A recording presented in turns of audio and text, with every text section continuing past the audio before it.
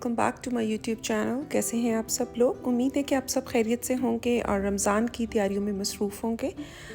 मैंने भी कुछ रमज़ान की प्री प्रिपरेशंस की हैं ताकि रमज़ान में हम अपना टाइम सेव कर सकें और थोड़ा सा जैसे होता है कि हम अपनी इबादत की तरफ और रोज़े की तरफ ज़्यादा तवज्जो दे सकें, क्योंकि खाना पीना तो चलता ही है। स्पेशली जहाँ बच्चे होते हैं वहाँ तो Ramzan is like a party, तो वो तो होगा। मेरे घर में भी ऐसे होता है। मेरे माशाल्लाह से तीनों बच्चे जो हैं वो चाहते हैं कि रमज़ान में बहुत कुछ बने, तो मैंने इसलिए कुछ प्रिपरेशंस कर ली पहले से। यहाँ पे मैंने बेसन लिया 1 किलो, उसके अंदर 1 टेबल स्पून जो है नमक डाला, 1 tablespoon red chili and half tablespoon हल्दी डाली। उसका आपने देखा उसकी कंसिस्टेंसी ऐसे रखी और इस तरह एक कफ़गीर जैसे होता है जिसमें होल्स होते हैं, उसकी मदद से मैंने ऑयल में बूंदी फ्राई कर ली। इसको आप बूंदी के तौर पर दही में दही फुल्कियाँ रमज़ान में बना सकते हैं, क्योंकि रमज़ान में थोड़ी सी हल्की जो होता है वो इंसान चाहता है कि हल्की डाइट हो, क्योंकि कुछ लोग डिनर करते हैं, कुछ लोग सिर्फ इफ्तारी करते हैं। तो जो दही फुल्कियाँ हैं वो दोनों उसमें जो है काम आ जाती हैं और खाई जाती हैं। सबसे बड़ी बात ये खाई जाती है, लाइट होता है, हेल्दी भी होती है। और क्योंकि हम इसको गर्म पानी में बाद में सोक कर लेंगे और फिर उसको दही में डाल के दही फुल्कियाँ बना लेंगे, उसको ऑयल भी निकल जाएगा, तो इट्स एन हेल्दी मील।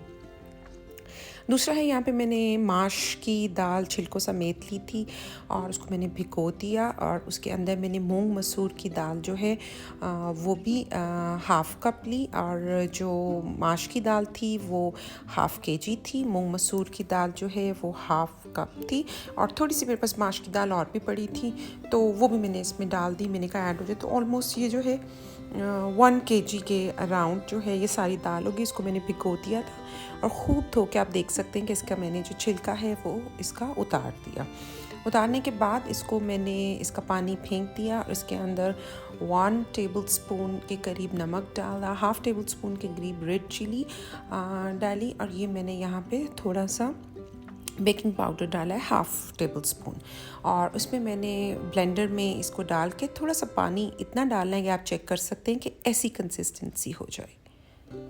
और ये मैंने दही बड़ों के लिए दही भल्ले जो माश की दाल के होते हैं सिंपल, और माश की दाल के दही बड़े और बूंदी की रेसिपीज़ ये सब मेरे चैनल पे ऑलरेडी मौजूद हैं, और ये मैंने सारी जो हैं उसी की प्रिपरेशंस की हैं। अगर आपको बहुत डिटेल वीडियोस चाहिए तो आप इसी चैनल पर इन रेसिपीज़ के नेम राइट करेंगे सर्च बार में, तो आपको रेसिपीज़ शो हो जाएगी।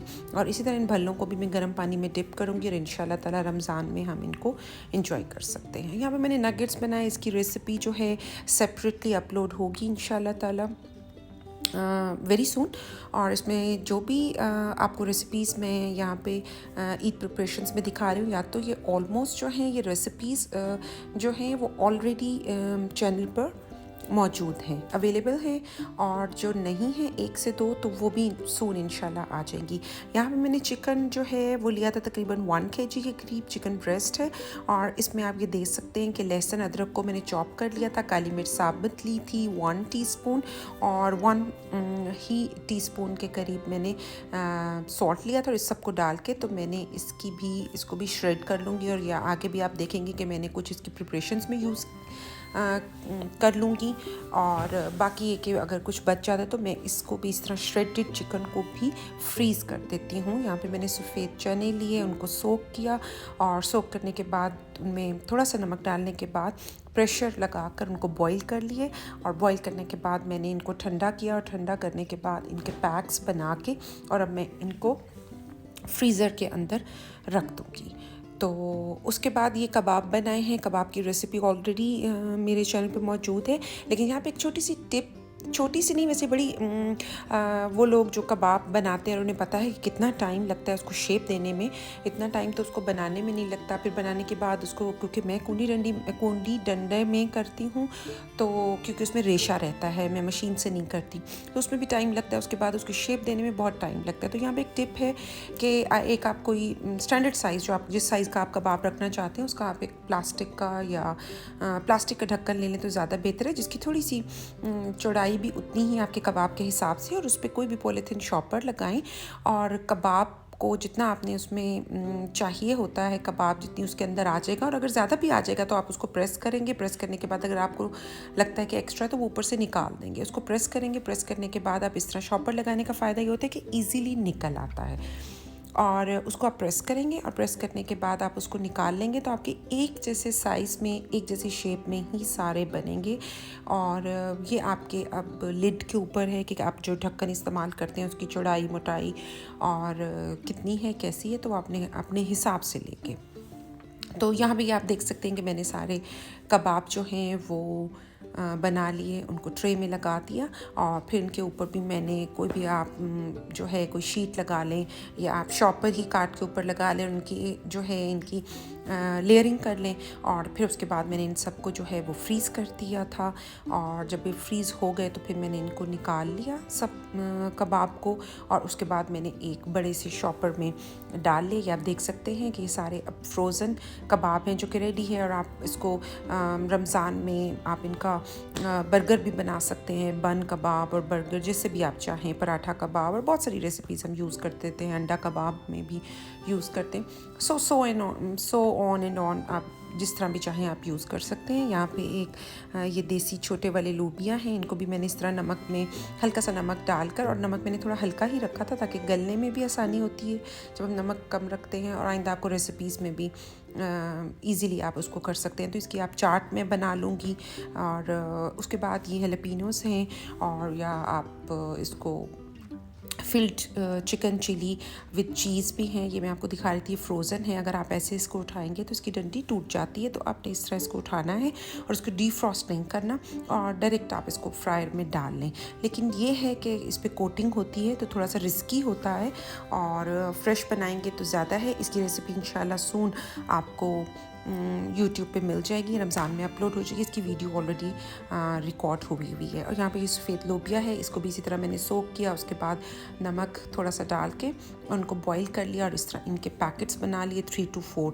तो इस दफ़ा मैंने हर तरह के, मेरे पास एक्चुअली ये सारे जो हैं मैंने जितने भी ये दालें हैं और लूबिया हैं, जितनी भी इनकी किस्में ऑलरेडी मेरे पास घर में मौजूद थी, तो मैंने इस वजह से भी इनको इस दफ़ा इन्हीं चीज़ों को प्रेफर किया कि इन तमाम चीज़ों को रमज़ान में हम ज़्यादा, आपको पता है कि दालें और इस तरह के सालन ये चीज़ें ज़्यादा यूज़ नहीं होती, तो इन सब के मैं चाट्स बनाऊँगी रमज़ान में इंशाल्लाह।